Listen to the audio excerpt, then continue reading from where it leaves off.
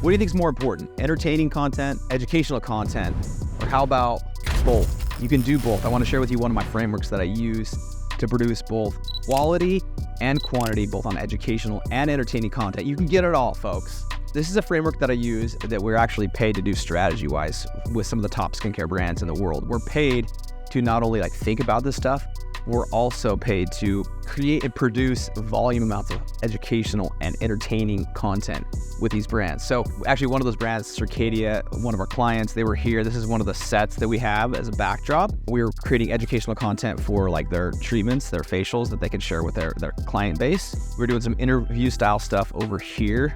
And of course our big wall too, that we customize for our different clients that we work with. So we mostly do stuff here in the studio where we can control everything. We can control the lighting and all that kind of stuff. But being here in Southern Utah, we have a lot of opportunity to work with these different skincare brands in Las Vegas. There's a ton of trade shows in Las Vegas. And this is where my framework starts that I wanted to share with you today.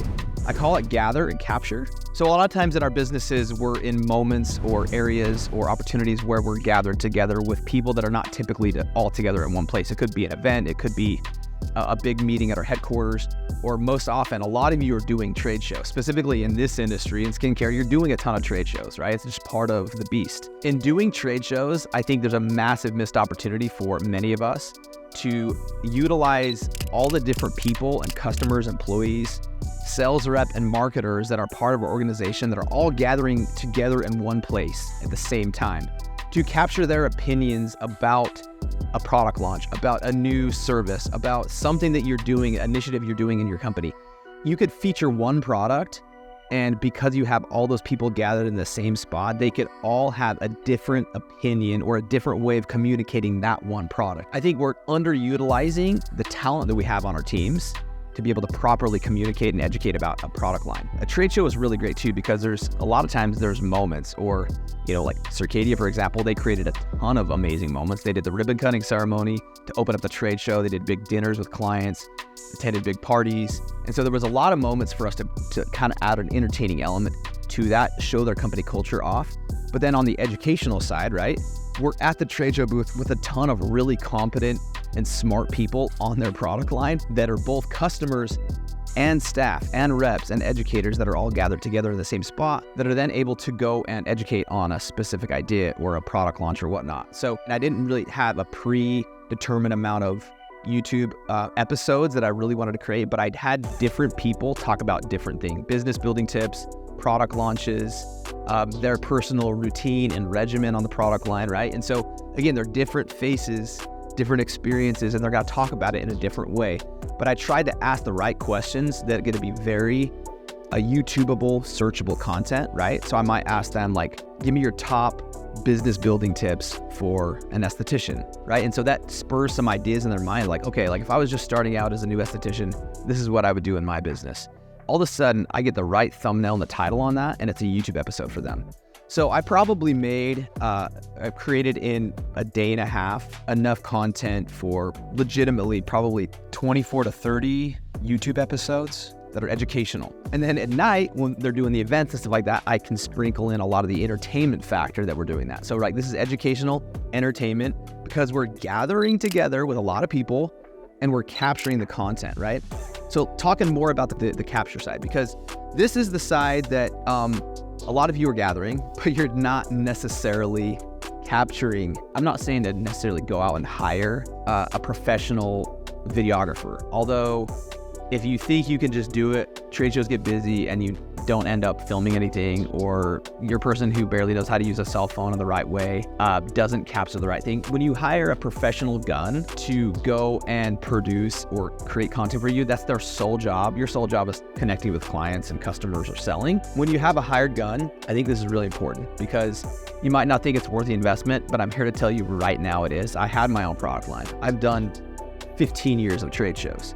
And we milked that trade show for everything it was worth, honestly, because the reason we really started producing a lot of content at trade shows was this concept. It was let's capture 15 to 20 client testimonials while they're here. Let's capture different faces and sales reps talking about the brand, right? Trade shows are expensive. We know this. This is something that's not new to our ears. We invest a lot. So why aren't we leveraging them the right way?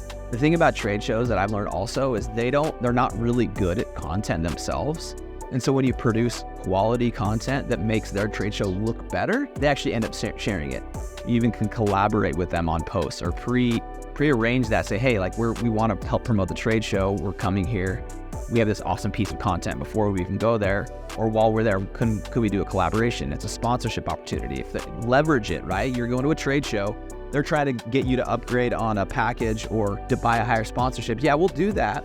But we want to do 3 collaboration reels, one during the trade show, one post, right? So when we would do trade shows, we were producing content at the level that the trade show was actually just wanting to share our stuff. We actually got to the point where they loved our stuff so much, one trade show in particular, ISPA, the International Spa Association, that they ended up hiring us. Again, we had our own brand to come and talk about where the trade show would be, all the unique restaurants that would be in the area, like 4 months prior to the trade show. So now here I am, a representative of my own brand, speaking in their behalf, saying, okay, here's the top tips when you come to the trade show this year in Phoenix. And went down there, they flew us down, and we produced a ton of content, but I was the face of that content, representing them because they loved our style, right? So I'm just showing you and giving you examples of like all the different opportunities that by just like producing content at trade shows has done for me personally. So now that I'm hired to do it for other brands, right?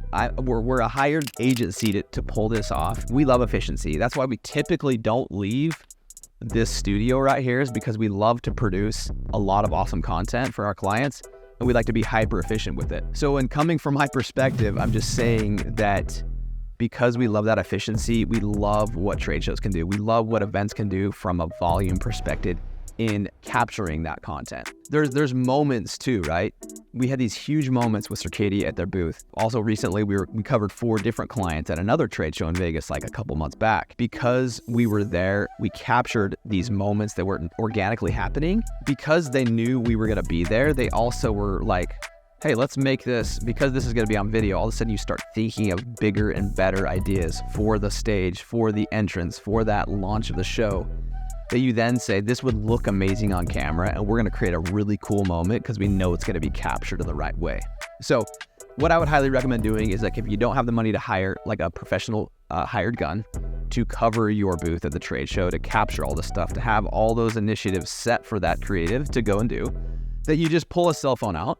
I mean, I'm filming this video on a cell phone right now, and you create a checklist and you just go for it. You capture, you leverage all the people that are gonna be there. I would highly recommend though having one person dedicated, whether that's somebody in marketing or who can help tee this up, who's dedicated to do that and doesn't really have to be there to talk to customers or anything like that, because if you think you can do it yourselves, you're probably lying to yourself. I'm telling you that right now. If you want a hired gun, the way I would go about it, if I didn't have like an in-house videographer or an agency that I was working with, I would actually grab somebody local. So if you're going to Vegas or you're going to Dallas or whatever, I would just like seek out like a good videographer that you can like kind of network into in these different markets if you don't have somebody full-time or dedicated. That way you don't have to pay for a flight or a hotel. Like they can come in for a couple days or even one day and capture a ton of content and then cut it up and edit it.